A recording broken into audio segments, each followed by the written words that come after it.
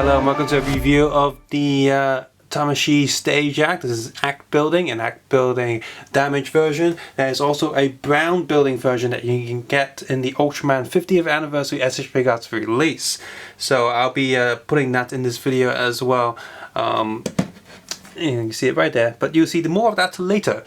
So yeah, if you want to check that out in a little bit more detail, you can head over to the Ultraman 50th Anniversary video. But we can take a look at here. You can see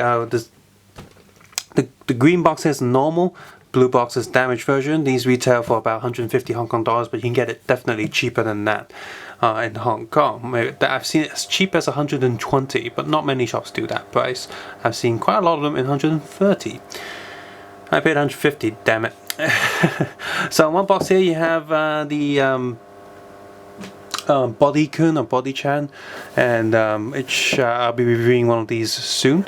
And also a sort of generic grey robot mech thing. Could be a Gundam, could be anything really. But they do release Gundam figures in sort of the scale, so that's something.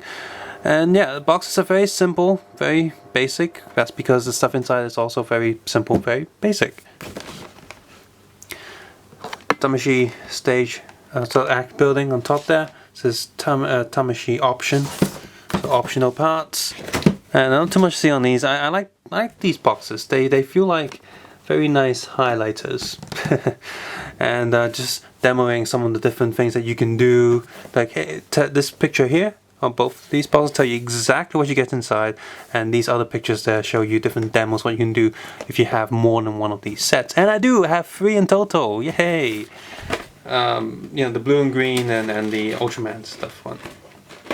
I picked up the Ultraman 50th Anniversary Edition purely for the extra building. So both these instruction sheets are very similar to each other aside from a few cosmetic differences. Both these sets are pretty much the same.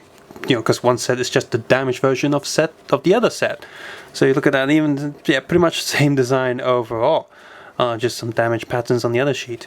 If you do want to take a closer look at the instruction sheet, contents of the set, box art, and some photo shoot of the set in play as well, you can feel free to check out the Flickr or Facebook link in the video description below.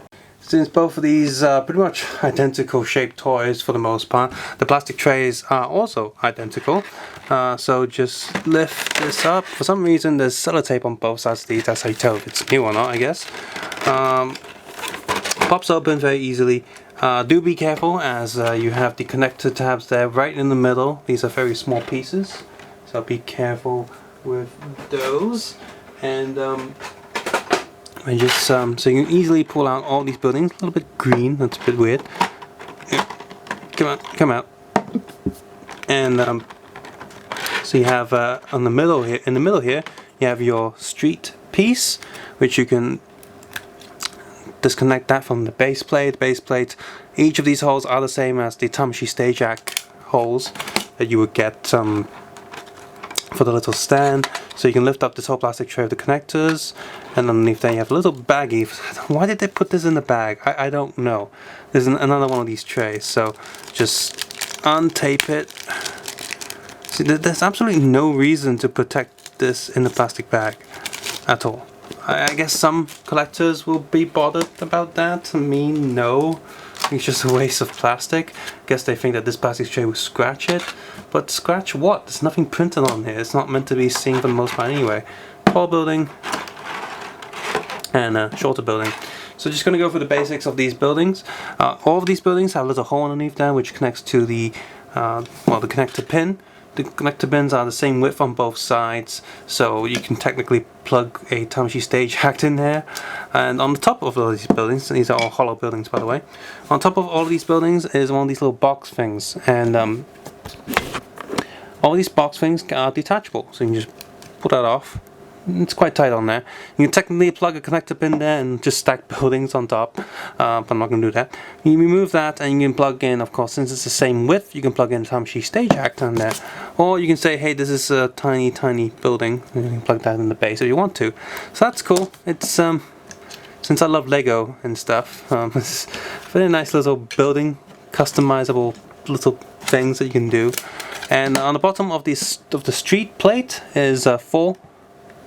One dot on each corner, and of course these will connect to the base plate. So these are uniform scales, so you can do that. And an instruction manual says if you want the street to plug into with the buildings on the side, that's what you do. Then you can plug the buildings on the side. And the bottom of these plates, you can see 2 on these on the shorter width. On the longer width, you have 3. So you plug the connectors in there, and hopefully you can, if you have quite a lot of these, you can build yourself a pretty big, like a little miniature diorama city. And since these things aren't that expensive, if I still see them available maybe next month, like after my next YouTube or a job payday, I'll probably pick up maybe 1 more of these so I can build a nice little city for filming stuff. That'd be pretty cool. I actually picked up a Godzilla figure finally as well. So I love Godzilla. It's just they used to be quite expensive, but a reissue of Godzilla that does not come with his atomic breath was released, so it was a bit cheaper because it's a reissue, so I was able to pick that up. Anyway, so put that street down there, so I'm just gonna get up. Now the damaged version does come with 2 non-damaged buildings, but if I put them next to the other one, you see the color's a little bit different, like so. So you can do mix and matches. You can swap these pieces around just to give it a bit more color. And of course, from the Ultraman set, these 2 buildings are dark brown. So I'm just gonna lift the Ultraman buildings up. So you got the brown version of the Ultraman building. And since this is a short building, I just put that on top there. Oh, would it fit? No. I'll put that there. And the other color from the Ultraman set is the sand color, which goes sand and sandy green, so they're both sand, I guess. That's something. So the other 2 buildings on this set will be the damaged ones, and these ones actually are quite interesting, quite cool. So I'm just going to get one of these smaller one first. So I guess this symbolizes this one in the back there. You can see it's connector pin there. You can see the building's bent, grey color, leaning over. The molding detail is actually pretty good. Obviously there's no paint details on these, but yeah, the molding is pretty nice. And I guess the reason why they didn't put any color or paint on these is to make them more like standard. I guess you can paint them yourself if you want to, but if not, they're very they feel very retro, like sort of really old Ultraman sets or whatnot. The other building here, the damage effect here is pretty cool. Someone's cut. At first when I pulled this out, I thought this can actually separate into different pieces, but it doesn't. It just looks really like it's separated. So that's pretty cool. I like the huge damage building part there. So that's cool. And if you do have the Ant-Man figure arts who comes with the tiny Ant-Man, you can put them there and be like, oh, Ant-Man's normal scale or something. So the only other piece that's different here is no, this piece is in the bag for some reason, for obvious reasons. The damage road plate, which yeah, it's good that they didn't just print this black pattern on top. You can see that the white stripes are altered to make it match the damaged street, but this black area feels like they printed it just on top of the normal street. Like this black shouldn't be there. I guess the way to fix it is to give it a bit more coloring, not just black, but so it looks a bit off there still. You can just do that, and of course pick up the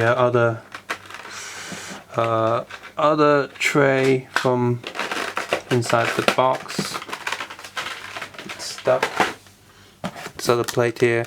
So now with the Ultraman 50th anniversary version and the normal box here and the broken box, I now have 3 stretches of road.